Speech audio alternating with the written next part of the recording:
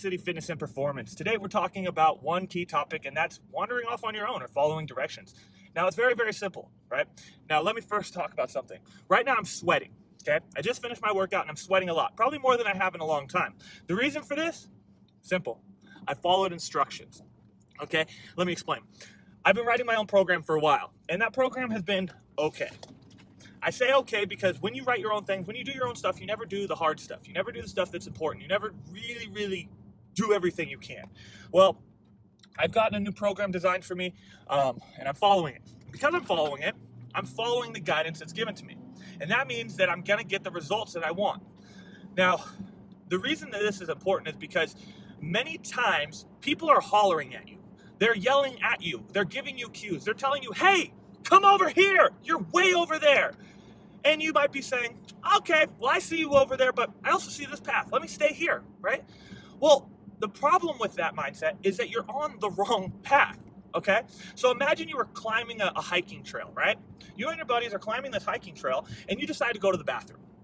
And when you go to the bathroom, you kind of veer off the trail a little bit. And as you veer off the trail, you find another trail. Well, after you go to the bathroom, you decide, hey, I'm on this trail. Let me keep walking this way. But your friends are over on the other trail, and they're hollering at you like, yo, if they were talking to me, they'd be like, yo, Jeff, I'm over here. Come over here. And the whole time I'm walking along on this other trail saying, no, guys, I'm going to meet you at the top. This trail goes there too. But the truth is that trail doesn't go anywhere because the trail is not the trail that you're supposed to be on. Now, at the same time, I'm ignoring the cues from the people around me saying, hey, you're on the wrong trail. Come to us so we can go where we need to go. Now, I'm using this reference because many times, we get ourselves stuck on the wrong trail, going the wrong way, and ignoring the people that are hollering at us to come the right way. Think about it. Your nutrition. You know what to eat.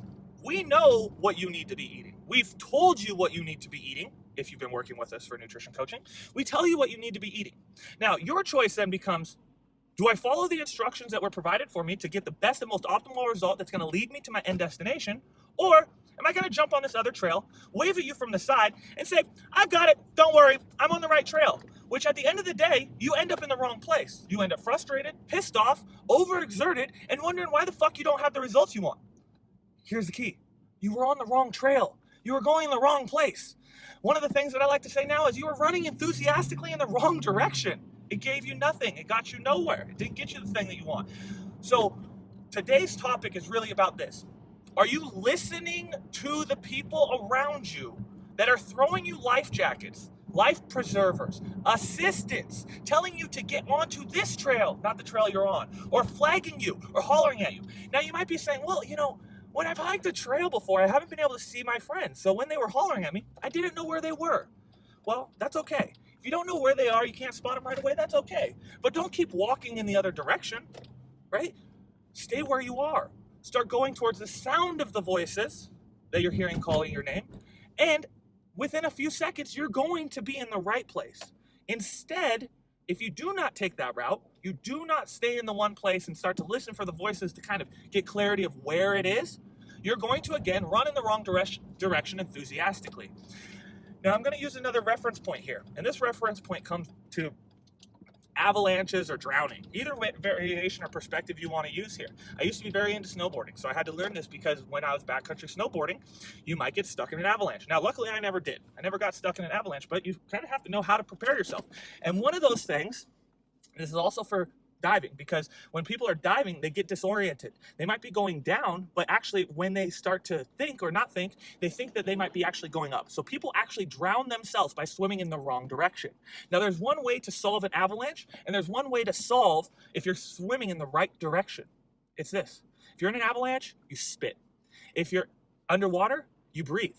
Why?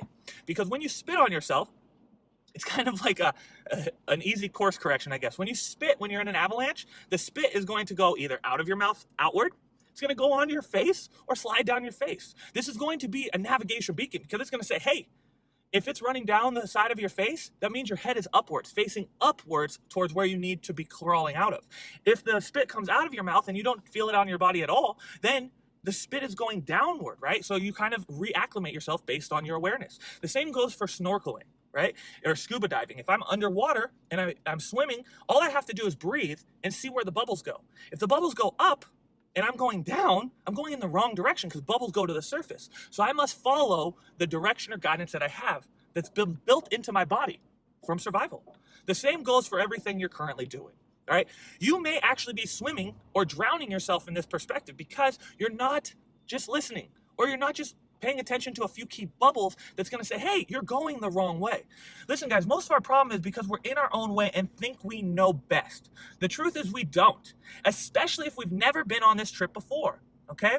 So one last perspective to think about.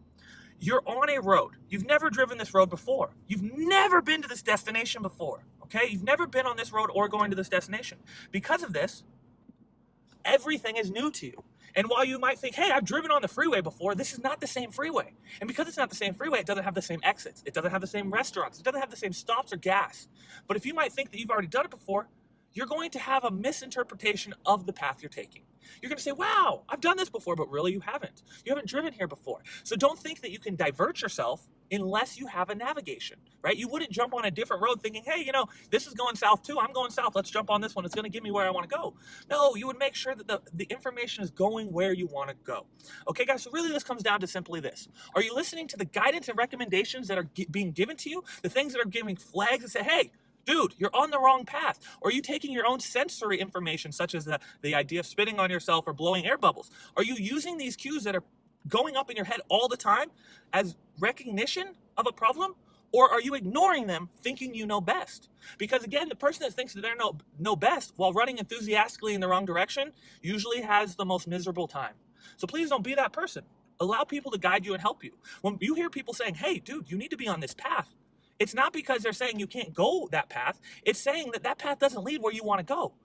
So if you do want to go to Mount Rainier, don't climb Mount St. Helens.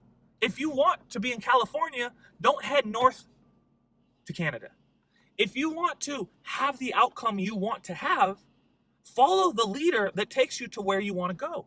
If I was climbing Mount Everest, I'm following the Sherpa in front of me, or behind me, depending on the positioning. I'm following or taking recommendations by the Sherpa that's in front of me or behind me. Why? Because that Sherpa's walked that path before and knows that path. He knows the rocks. He knows the hill that you need to be climbing. He knows the easiest route. Now, it's up to you to follow his directions or run off on your own and probably die on Everest. The idea is not to die. The idea is to survive and thrive and go to the top of Mount Everest. So follow the Sherpa's advice. Follow the people that are giving you the advice because they're there to help you. And you can run, and you can run enthusiastically, and you can run enthusiastically in the wrong direction. But don't be mad at anybody but yourself if you don't follow the simple advice, recommendations, flags, and awareness that people are giving to you when you're running wrong in the wrong direction.